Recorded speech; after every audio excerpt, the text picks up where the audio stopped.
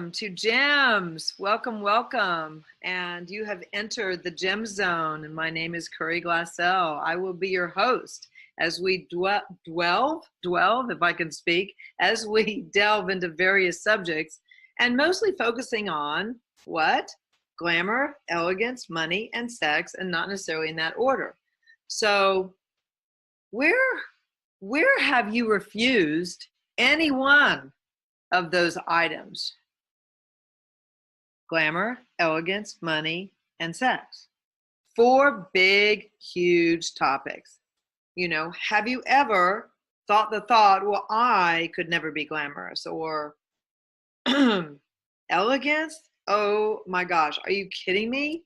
I mean, I was raised in so much poverty, I could never understand that. And you have this sort of skewed idea of what elegance and what glamour is. And, the funny part about it is that if you study it all, and this is an interesting trail I'm going on, I was thinking about how I've studied the life of Mae West and some old like movie stars of the 20s and 30s. And none of them, I mean, this was like during the Depression, none of them were super wealthy.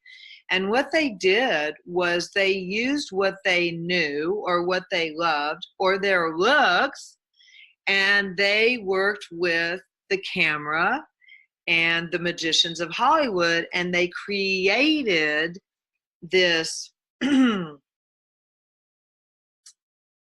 what would you say, this genre of glamour. They created this genre of elegance and wealth. They created this persuasiveness. So lately we've been talking about words and energy. How do you persuade someone? How do you find yourself being persuaded? Are you easily persuaded? So words have energy. Words create. What choices are you making today with your words? So again, I'd like to look at, the silent film era, when movies and media, and I guess really it was first started for war propaganda, to promote people being enthusiastic that the United States was going into war, as far as I can tell. Now, I'm not a history professor, so I'm willing to be completely wrong about everything I say. But from what I've gathered and from what I have studied and enjoyed studying about history, is that a lot of the first films were meant to entertain the people at home who didn't go to war, and they were shown overseas to entertain the soldiers, but they were also used to like keep the war generating, keep the hope, keep the what is the word I want? Not admiration. Keep their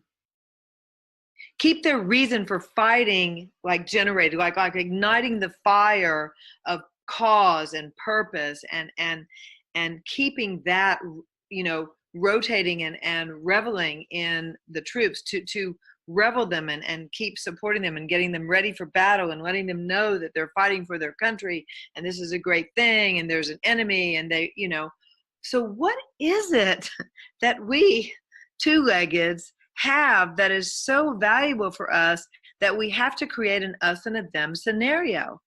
And again, this is about words. And I just am so grateful for my CP, which is my cute nickname for her. It's called Creative Producer. And she asked me a question during our break time. And she said, well, what about using words nefariously? And I was like, oh, shit, there's a whole lot of energy on that. And I'm like, why? Because I would venture to say we have all been victims of the use of words to destroy, to hurt, to disempower.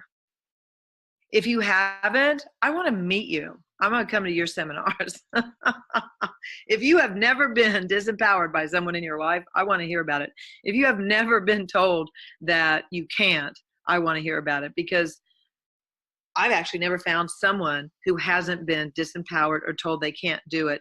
And the way they end up creating their life is that they don't listen to the naysayers. They push on through, and they just choose to do what they're going to do, and what their heart, their mind, their spirit, their soul, their feelings, whatever it is that floats your boat, that motivates you, pushes you forward to create the life of your dreams.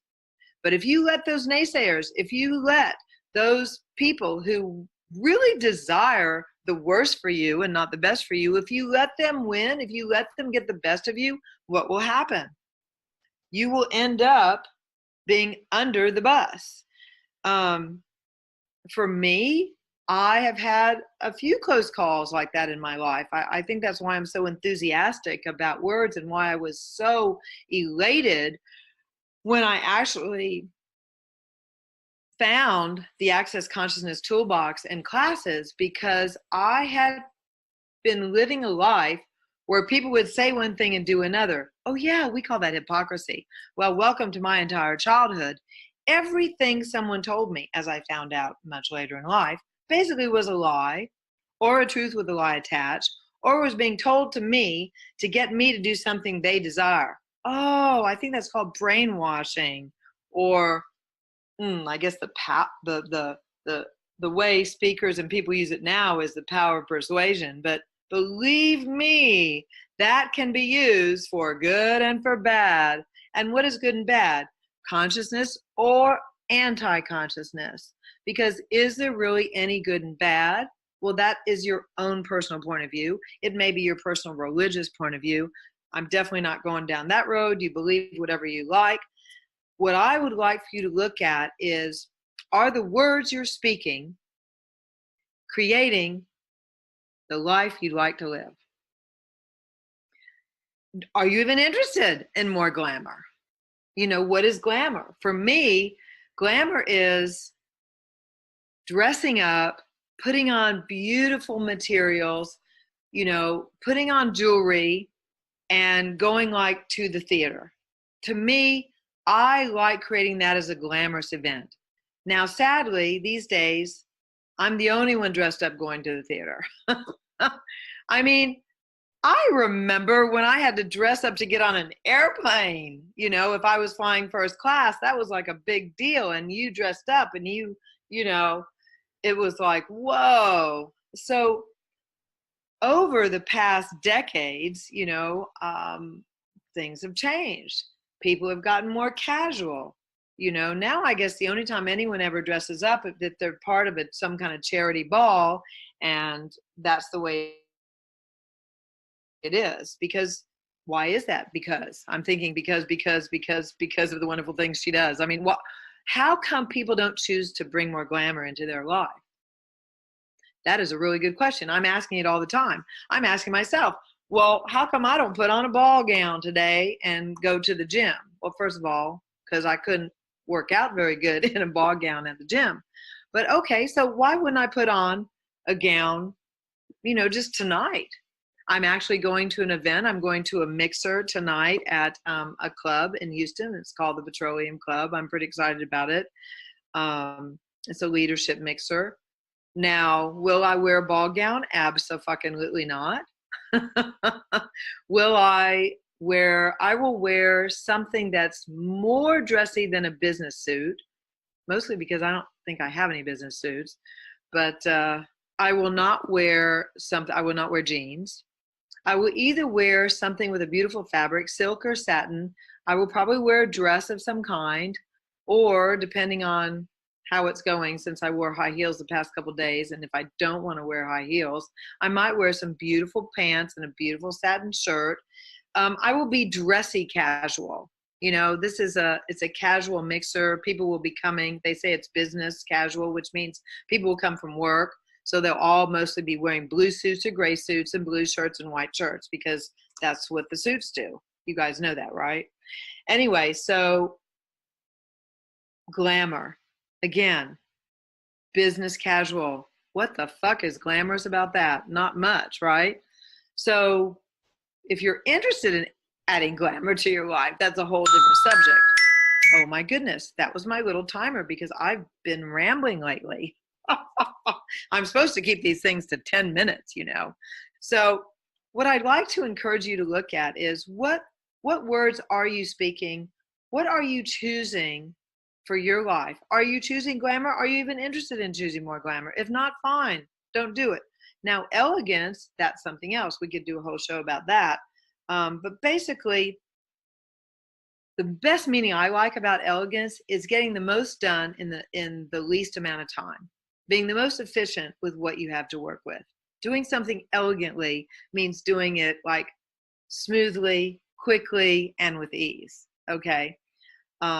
Money and sex, well, as you know, we talk about that mostly. So let's incorporate some more glamour, some more elegance. And as we go forward, I encourage you to choose words that create more for your life, whatever it is you're looking for. And ask yourself the question, what am I looking for? If I could change, and just one thing, if I could change one thing today, what would it be? What choice could I make today that could totally start my life changing to be greater and better than it was yesterday? What is that for you? So anyway, we're out of time. You heard my little ding, ding, ding, ding. Love you guys. Look forward to hearing from you. Please, please, please. I just want you to know that I'm really grateful that you listen to the show, and I hope to meet you one day in a seminar or a webinar or a online something or an offline something or in person. Okay. Have a great time. Until then. Bye-bye.